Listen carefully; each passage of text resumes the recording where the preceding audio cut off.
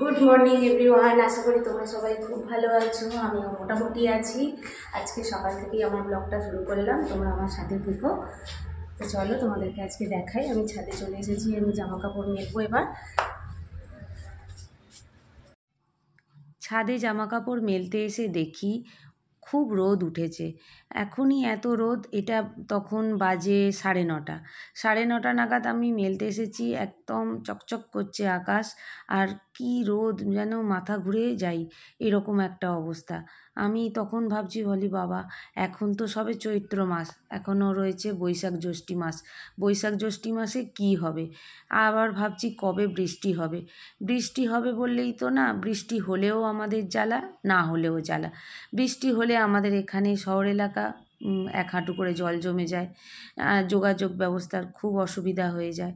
আবার বৃষ্টি না হলেও কষ্ট, কোন দিকে যাই। তো তারপর ছাদে জামা কাপড় মেলে এসে আমি একটু ব্রেকফাস্ট করে নিয়েছিলাম। ব্রেকফাস্টে আজকে রুটি আর আলু ভাজা করেছিলাম, আর সিঙ্গারা এনেছিল। চা খেয়ে আমি আনাজ কাটতে বসে গেছি। আজকে তোমাদের সঙ্গে আমি একটা রেসিপি শেয়ার করব। তো আজকের ব্লগটা খুবই ছোট। তো আমি চাই আমার ব্লগটা তোমরা একটু দেখো। যদি ভালো লাগে আমার চ্যানেলটা তোমরা সাবস্ক্রাইব করে আমার পাশে থেকো। আমার সকল নতুন দর্শক বন্ধুদের কাছে আমার অনুরোধ। আর এই হচ্ছে যুক্তি ফুল। এই যুক্তি ফুলের আজকে আমি করব একটা তরকারি। এটাকে চচ্চড়িও বলতে পারো, তরকারিও বলতে পারো। তো আমি আমার কিছু পছন্দ মতো সবজি কেটে নিয়েছি। এখানে কাঁচকলাও দেওয়া যায়, আবার কেউ কেউ কুমড়োও দেয়।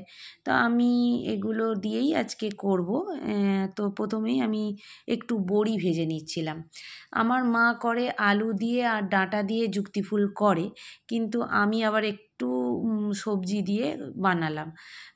তো এই যুক্তি ফুলগুলো কিন্তু খুব তেতো হয়। এই যুক্তি ফুলের গাছ আমার বাপের বাড়িতে আছে। আমি ওখান থেকে অল্প কিছুটা নিয়ে এসেছিলাম। তো সেটাই দিয়েই আজকে আমি একটু রান্না করে নিচ্ছি। প্রথমে আমি 5 ফোড়ন আর শুকনো লঙ্কা ফোড়ন হিসেবে দিয়েছি।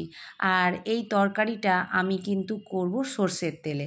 ফুলগুলোকে একটু ভাজা ভাজা করে নিয়ে এখানে ডাঁটা আর আলুটা নুন হলুদ দিয়ে একটু ভাজা ভাজা করে নিচ্ছি।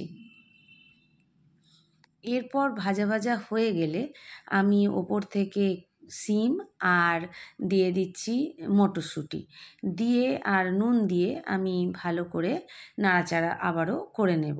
হলুদটা আমি একটু বেশিই দিয়ে দিয়েছিলাম, যার জন্য আর আমি হলুদটা এর মধ্যে অ্যাড করলাম না। এখানে চিনি, আদা বাটা, জিরে গুঁড়ো, এখানে ধনে গুঁড়ো দেবো না, আর একটু লাল লঙ্কার গুঁড়ো দিয়েছি। দিয়ে আমি একটু নেড়ে চেড়ে নিচ্ছি। মশলাটাকে ভালো করে কষানো হয়ে গেলে আমি এখানে একটু জল দিয়ে দিয়েছি। জলটা দিয়ে আমি এটাকে সেদ্ধ হতে দেবো। আর পরিমাণ মতো নুন আগে দিয়েও দিয়েছিলাম।